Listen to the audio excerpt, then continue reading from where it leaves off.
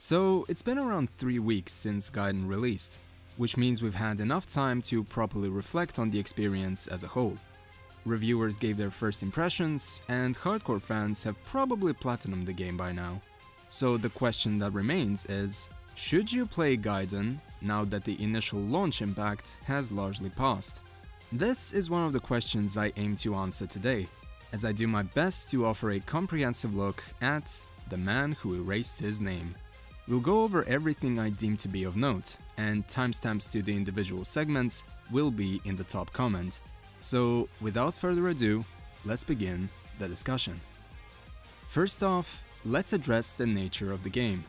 After all, Gaiden was often touted as being, quote, shorter than your average Yakuza game, which led to people questioning if the associated price would genuinely be worth the experience, or if it would ultimately fall short. As you can tell from this channel, I'm a massive fan of the series, and as such, I would argue that Gaiden is one of the franchise's strongest releases, because it knows exactly what it wants to be. It's a succinct adventure that, through its 5-chapter-long critical path, hits all the highs a mainline entry should. Incredible boss fights, amazing set pieces, a soundtrack to headbang or breakdance to, based on your preference, and enough side content to keep you occupied for months on end. But even more importantly than that, thanks to Gaiden also being a mid-quel with a very clearly defined start and end point, it also manages to avoid any bloat in the world building and general progression. Between crucial story points, you'll be given just enough time to take a breather before the rollercoaster takes you for yet another chaotic whirlwind. Gaiden, from the get-go, aims to offer you a condensed and refined Yakuza experience. And what would be the pillars of such an experience? For me, it will be the combat, the story, and the exploration, so we'll cover them in that particular order. Now, combat-wise, I've seen some reviewers call this game subpar because there are, quote, only 2 styles present, compared to games like Yakuza 0, Lost Judgment, etc. But that's about as surface level as your combat analysis could ever get. While it may not be apparent from my content here, character action is by far my favorite genre of games, and the value of such games is greatly measured in the depth of their combat system. So, coming from a person that goes through them with a fine-tooth comb, let me remind you that having more styles available doesn't mean your combat system is inherently better or more complex than the rest. The value of a combat system lies in the number of tools at your disposal, and not how these tools are packaged. So while Gaiden may only have 2 styles on the surface, they effectively cover as much ground, if not even more, than a game like Lost Judgment does, because the 2 styles here are so diametrically opposed to one another that they become the perfect complements to each other's potential shortcomings. In terms of sheer crowd control, Agent is by far the best style we've ever had in the series. It especially gets to shine thanks to the vastly increased number of enemies per encounter and the fact that you can fight in larger areas than in the pre-Dragon Engine days. Spider by itself is already an amazing way of controlling spacing, but when you combine it with Serpent, you'll basically have an out to any combat encounter, as if you were using something like Nero's Devilbringer in Devil May Cry 4. Once you upgrade the Spider, you can flail several enemies out of the way from a single dodge, and this gadget even allows for really fast juggle setups regardless of your enemy's distance.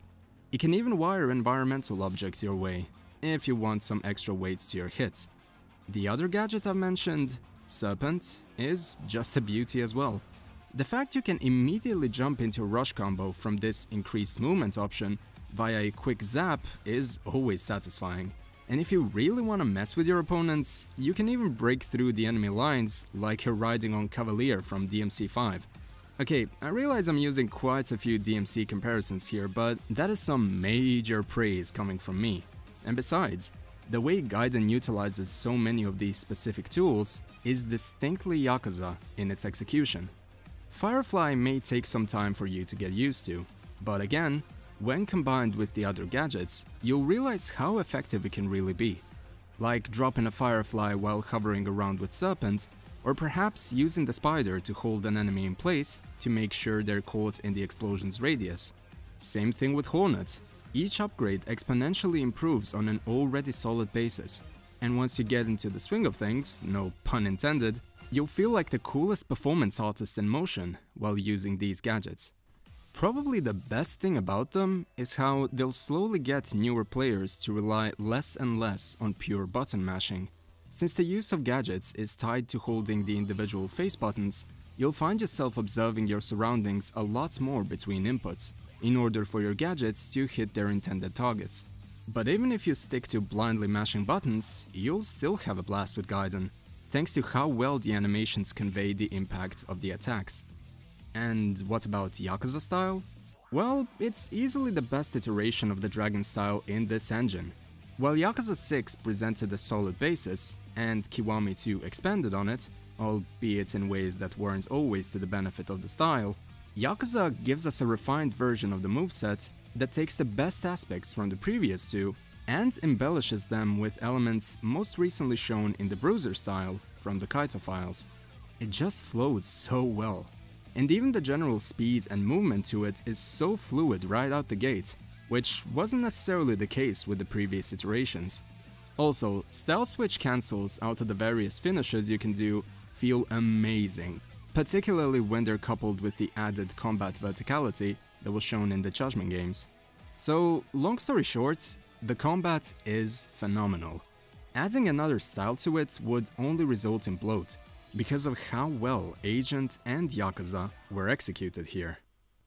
The next point of discussion would be the story, and from this point on, excessive spoilers for Gaiden, Yakuza 5, 6 and 7 will be present. Even still, I won't go over the specific events in full detail, as I think that topic warrants its own lengthy video. Anyway, Gaiden's story works out amazingly on a number of fronts, because it doesn't introduce more than it can handle. While having only 5 chapters present may lead you to believe that the story will rush to the finish line, or perhaps feel underbaked, RGG were very clever with how they handled this narrative.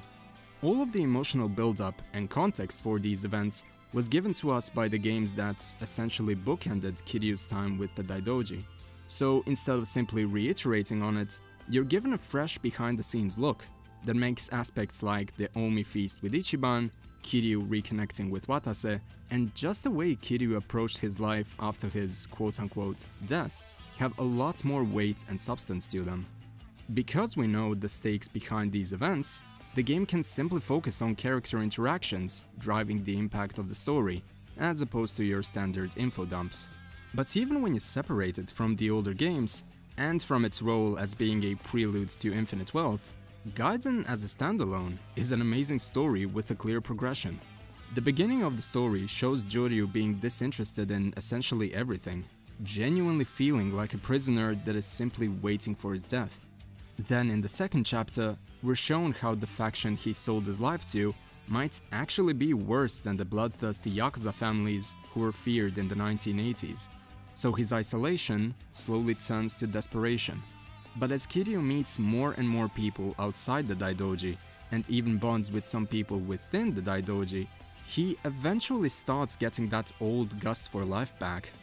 By the end, the peaceful resolution we reach really feels earned by merits of this game alone.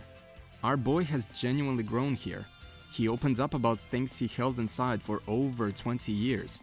And the very ending of the story results in arguably the most heart-wrenching moment of the franchise. Kuroda-san deserves a lifetime award for his voice acting here, as it even surpasses the final conversation between Kiryu and Nishiki in the original Yakuza. And it's not like Kiryu was the only person to grow from this journey.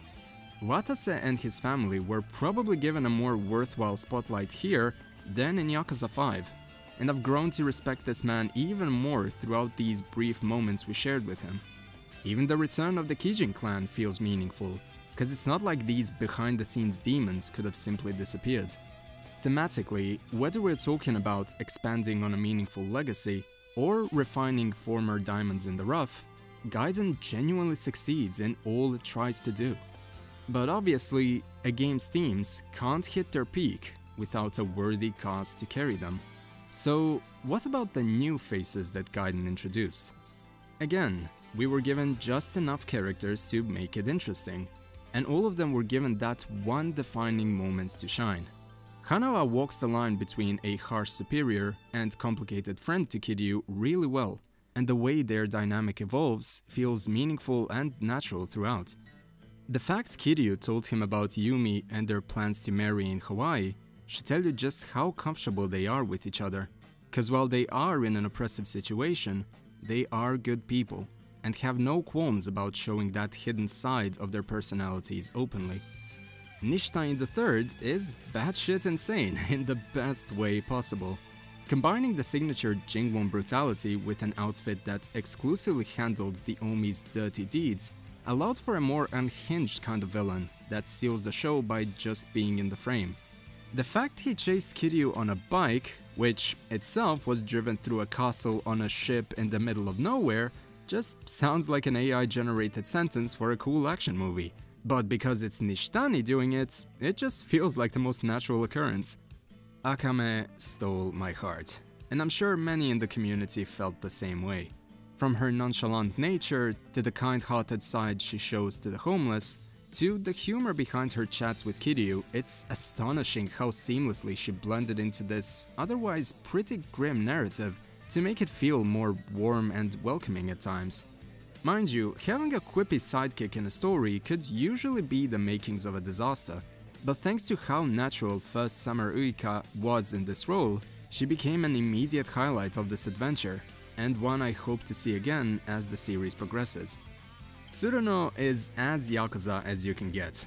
It makes perfect sense that a person as honorable and admired as Watase would have someone just as distinguished as his right hand. From being a persistent foil to Kiryu, with one of the most badass boss themes ever, to becoming a lovable guy who just wants to protect what he values, the many moments we shared with him and the rest of the Watase family make you remember how not everyone at the Omi Alliance is bad. While we may always be at war with them, this side still has some great people to carry their badges with pride.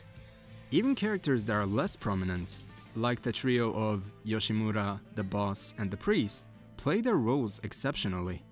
They were each intended to be one specific thing: a hateable soldier, a mysterious leader, and the best bro who isn't technically even your bro. Again, one moment is all that it takes to make a character truly memorable. But the absolute MVP of this narrative would, in my opinion, have to be Shishido. Some people have said that he serves as a great homage to the fight with Aizawa in Yakuza 5. I disagree, as this is less of an homage and more so a complete do-over that finally reaches the intended heights, something that Aizawa never could due to a multitude of reasons, both narrative-wise and gameplay-wise. To avoid this turning into a Yakuza 5 rant, I'll just say that, due to the nature of Gaiden's story, Shishido was designed to play a very specific role from the start, and he played that role consistently, through the different fights we had with him and the many moments we shared. Even in terms of sheer combat prowess, Shishido's defining moments and proof of his resolve all happened on screen for us to see, rather than just being talked about. And it's not like Aizawa was the only quote-unquote influence here, as there are even elements of characters like Kuze and the final boss of Lost Judgment shown in how we keep clashing with Shishido and with how his allegiances could never fully be confirmed. Basically, not only does it feel like a culmination of ideas, but it also feels like an evolution of them, a refinement, just like Gaiden as a whole. Anything beyond this rather cryptic explanation will have to wait until I do a proper character analysis on this particular character, which I intend to do this year. That aside, there is one particular sticking point that needs to be addressed about this game. Apart from its apparent length, another cause for concern among fans was how the pacing of the story would turn out to be. So let's talk about it. There are specific points in your playthrough where the critical path progression will come to a halt, in particular in Chapter 2 and the start of Chapter 3. On the surface, critics may say that these are just attempts at prolonging the experience to hit a full 5 chapters, even though it may not have enough substance to justify it. However, that is not the case. The placement of the Akame-related detours actually serves a dual purpose here, with one being a necessary cooldown between the intense encounters of the main story, and the other being a way to adequately level up your character.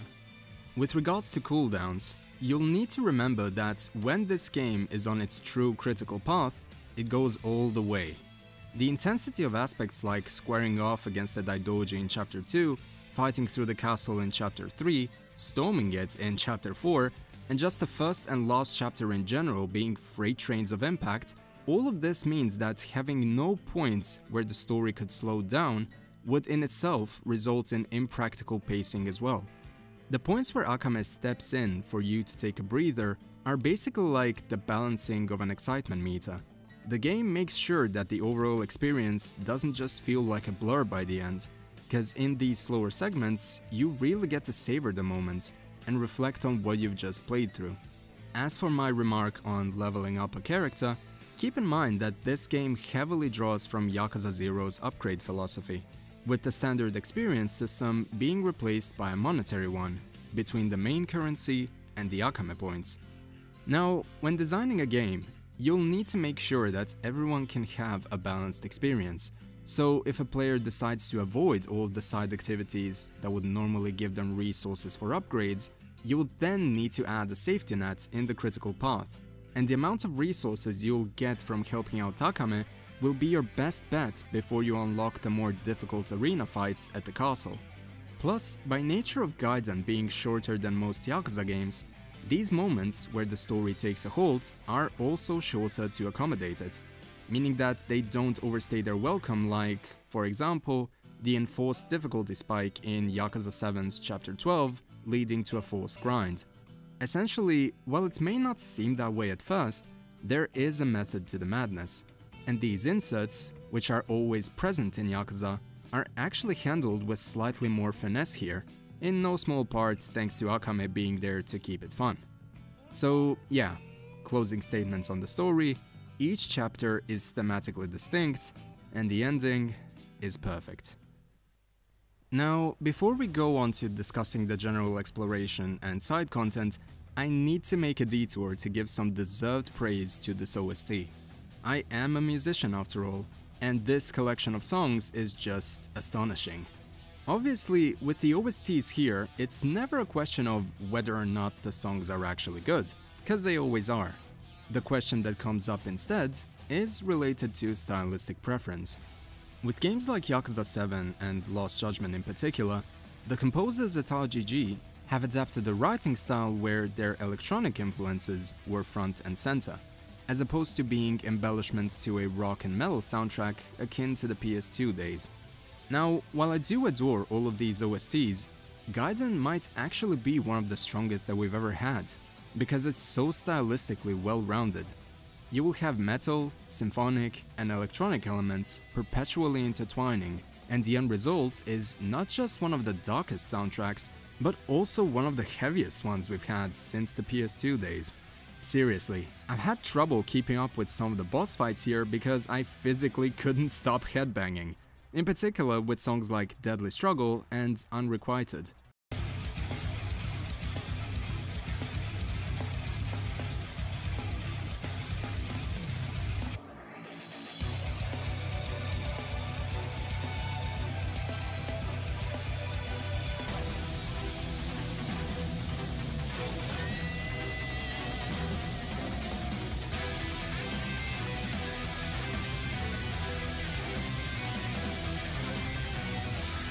Beyond that, we have some nice proggy elements being added, like the tasteful key changes in a song like Obedience, and the use of odd time signatures in the song In Full Blast to keep things interesting.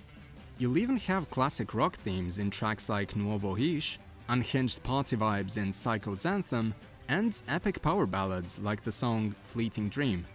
I honestly considered making a track-by-track review for this entire OST. That's how much this collection of styles impressed me. And this is without even mentioning the vocal tracks like Fading Away, Katatoki, and all of the karaoke tracks on display. Hell, technically speaking, the final boss themes from Yakuza Kiwami up to Yakuza 6 can also be seen as part of this soundtrack, thanks to a certain feature that will be discussed in the upcoming segments. Again, just like many other aspects that were discussed so far, I feel that this OST deserves its own lengthy video. So I'll conclude this part by saying it's one of the strongest. Check it out regardless of stylistic preference. Next up, we have the topic of exploration. Now, obviously, the brunt of your time in the story will be spent in Sword and Body, and this version of it is probably my favorite in the Dragon Engine. Not only does it add Ashtaba Park back into the layout, but we also get to revisit some old locales with a renewed purpose, like Akame's headquarters once serving as a storage unit for Majima's cabaret rival in the 80s. Also, just visually speaking, this is the best that Sword and Body has ever looked in this engine, as there's no obnoxious green filter from Kiwami 2 present, and the sunset setting, coupled with the darker style of Gaiden's presentation, makes the district feel even more distinct than it was back in Yakuza 7.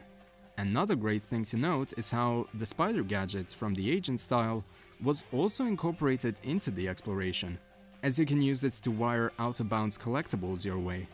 I love this, cause it's been a while since I've spent this much time looking at Sword and Body's skyline, and the district really shines in this game. Ijincho is also here, even though it really didn't need to be added. Mind you, this is not a criticism, this is me saying that RGG went out of their way to include yet another environment, just to allow for more player freedom. In theory, they could have treated Ijincho like Roppongi, since we only spend very little time in both of these locales, and you don't need to come back to Ijincho even if you're aiming for the Platinum Trophy. But the option is there, albeit in a more limited capacity, which I don't mind at all, as the pod that's available is one of my favorites in this particular district. That aside, we all know that the real focal point of Gaiden's exploration is the castle. So, does it live up to the glamour of the trailers? In my opinion, yeah, it does. Not only is it visually distinct from any other map that we've seen, but it also has all the facilities that you would want, from gambling sites to bars, and most notably, the unique additions like the boutique and everything tied to the arena. Think of it like Osaka's take on Purgatory, with all the Kansai-like embellishments that come with it. Your exploration won't be interrupted by combat either, which is a good thing, cause you know exactly where you need to go if you want a good combo exhibition here. Now, as for the side content specifically, I won't go in depth over all of the minigames and pastimes, cause really, if you hear that a Yakuza game has Pocket Circuit, classic Sega arcade games, or darts and pool, you already know what you'll get from them. And what you'll get is a classic fun time, with all of these minigames being as polished as ever. Similarly, while the live-action cabaret certainly raised some eyebrows, in no small part thanks to its file size, to me, it still felt like the cabaret from Yakuza 6. So if you enjoyed it there, you'll likely enjoy this version all the same, especially if you know the background for any of these lovely ladies. Now, with these out of the way, what's the verdict on the character customization and the arena? The customization is exactly what I wanted it to be. It offers a great range of items, color palettes, and best of all, it allows for various outfit presets, both for general exploration and the arena alone. I've only started experimenting with it after capturing this footage, but it really feels like you became a character designer at RGG Studio, with free reign over all of their assets, and it is euphoric. Also, whoever recommended adding the different family crest pins as customization options deserves the biggest thank you cake. Now I can finally rep for the Watase family. But if fashion isn't your thing, and you much rather prefer expressing your style through combat, then boy do I have something for you. The arena alone is worth paying the launch price of Gaiden. Seriously, and I'm usually not heavily invested in the Colosseums of this series. So, what's different about this one? Well, to me, Gaiden's Arena is the perfect homage to the combat approach from the Kurohyo games, which by themselves gave you free reign over more than 20 different fighting styles. While not being as densely packed as an average style in Yakuza 0 or Judgment, they all offered a fun moveset with unique properties to use. And that's exactly what the fighters in Gaiden will offer you as well. With everyone from the Joryu clan being playable and unique in combat, you'll find yourself feeling that completionist itch just to see how far RGG went with this side activity. and I for one am delighted with what I unlocked so far. Also, to loop back on something I mentioned while discussing the soundtrack, one of the many tournaments you can unlock in the arena will give you a reverse boss rush for all of Kiryu's final bosses from Yakuza Kiwami to 6 in the timeline. And while the movesets may be used by robots, you still get to jam out to the proper final boss themes. Seeing some of these movesets in the Dragon Engine and embellished through things like mortal reversals is such a nice way of putting a bow on Kiryu's beat-em-up legacy yet again. To cap off the segment on side content, we of course need to talk about karaoke. Returning tracks include Baka Mitai, Hands, and Tonight in their original forms. One important thing to note though is how in a song like Tonight, which was originally just a bare-bones slideshow featuring moments we've shared with Nishiki, we've now seen an update to the cinematic. Having it be more animated definitely helps with the presentation here. As for new versions of pre-existing tracks, we have a take on Like a Butterfly by Akame herself, and man does she do it justice. She wasn't joking about being a great singer, as her voice actress even released a number of solo singles over time, and they're absolutely worth checking out if you want more of her signature charm. Not only that, but we even have another reimagining of a notable track, in the form of Shin Ichizu Samurai. This song quickly took the crown as the most difficult karaoke track of the series, and it now even evolved into a bizarre techno party anthem that really can't be described through words alone. Fair warning though, when you do play through the song, look out for its, unique cinematics. And of course, we'll finish off this list with the one track specifically written for Gaiden, Sayonara Silent Night. It's kind of shocking how RGG never wrote a standard Christmas song for this minigame, considering how frequently the games take place around Christmas time, and how many of the games launched in December, but it was definitely worth the wait. I can see this being a mainstay in my playlist whenever winter rolls around, cause apart from the visual of Christmas on Amicia, the atmosphere of the song is just comforting and uplifting, a really great addition to the repertoire.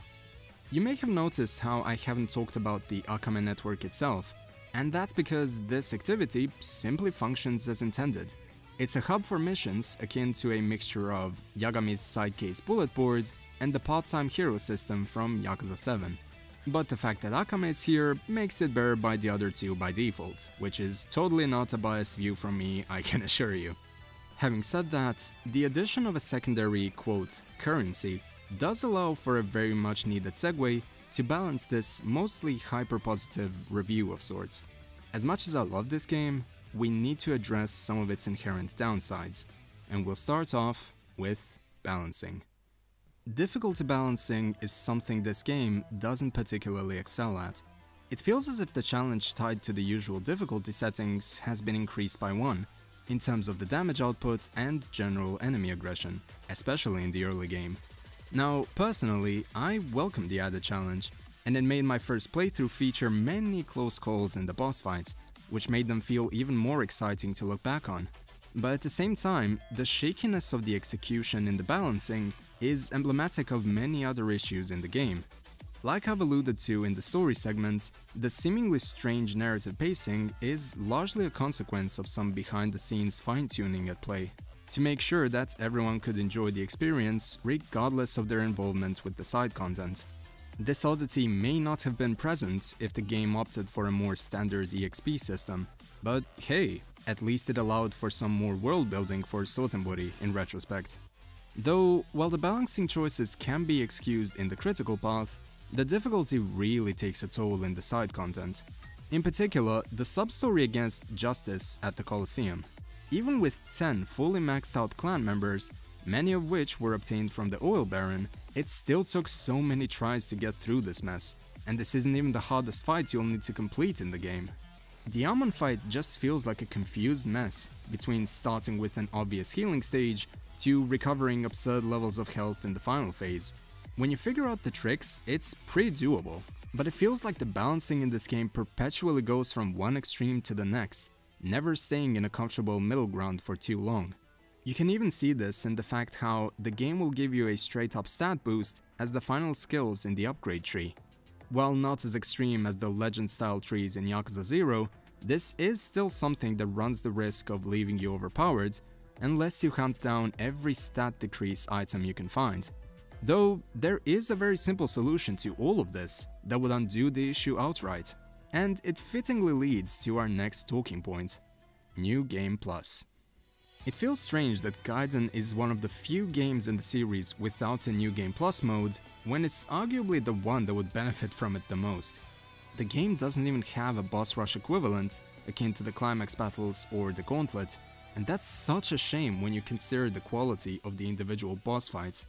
Between their unique designs and how beautifully the combat flows, I could only imagine the insanity that would come from having such a one-on-one between a full moveset and a boss on the highest difficulty.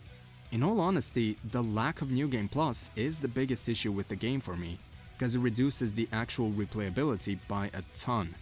Now, to be fair, this game was made on an incredibly tight schedule, and even the English patch was relegated to a post-launch patch.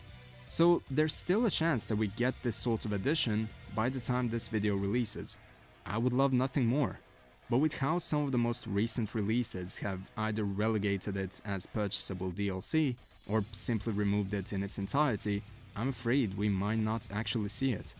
At this point, the only way to see this game at its technical peak would be to buy it on PC and let modders do their thing. But where does that leave everyone else? As much as I despise the idea of this mode only being relegated to DLC, at this point I'd even be open to that, because you could add something like an extra difficulty mode to make it feel more worthwhile. Between this and the lack of the physical release in the West, I've seen a bunch of people write this release off altogether, and that is truly painful to see, because Gaiden deserves so much more praise for everything that it does well. I consider this to be one of RGG's finest releases to date, right up there with Yakuza 0, so whatever happens, I'll still keep covering the game in one way or another, at the very least, so that it isn't forgotten about, like Ishin Kiwami seems to have been. So then, what is the final verdict on Gaiden? Even with my grievances from the previous chapter, this is undeniably a phenomenal game. It's a refinement of all of the concepts that were once diamonds in the rough for the series. We have a beat-em-up send-off to Kiryu's story that never felt smoother or more powerful. And this is coming from a person that holds Yakuza 6 in an extremely high regard. The Clan Creator minigame finally reached its full potential. The thematic premise behind Aizawa's fight finally reached its true potential. The disillusion of the Yakuza was given an even more bombastic ending, truly worthy of the legacy that it had maintained for 20 years. You have a Colosseum where you'll actually want to see everything it has, even without the trophy list telling you to. And it even serves as a love letter to quite literally the entire Like a Dragon franchise, including the Judgment games and characters who didn't get to shine in Yakuza 0. This is the ending that many will say we deserved all along, and the fact that this gem genuinely came to be, and in a mere 6 months, is a testament to all the hard work that RGG have put in over the years and continue to put in while refining their artistry. To set any of your thoughts at ease, no, I wasn't sent a review copy by RGG or anything, so me being profuse with my praise for the vast majority of the video really was just an honest reflection of my experience with the game. Hell, even if I was sent a review copy, I'd still voice my opinions on its downsides all the same, because I believe that it's the duty of a game's community to make sure these games can grow and improve over time, just like RGG themselves do while developing them. Is there still room for improvement? Sure, but the experience that's already here is absolutely worth your time and money, even now that the launch craze has largely passed and fans have set their sights on infinite wealth. Speaking of, I just realized that I haven't mentioned the demo for it at any point of the video. Anyway, I mean, look, it's as amazing as the trailers presented it to be. Any commentary beyond that would just be redundant here, because the demo really speaks for itself. If you genuinely needed any more reassurance about this, then, well, here it is. So, at the end of it all, I hope I did my part with this video, and that you got a more complete picture of Gaiden through this expository monologue. Anyway, that's all from me. So, until next time, take care of yourselves and have a great day. Cheers!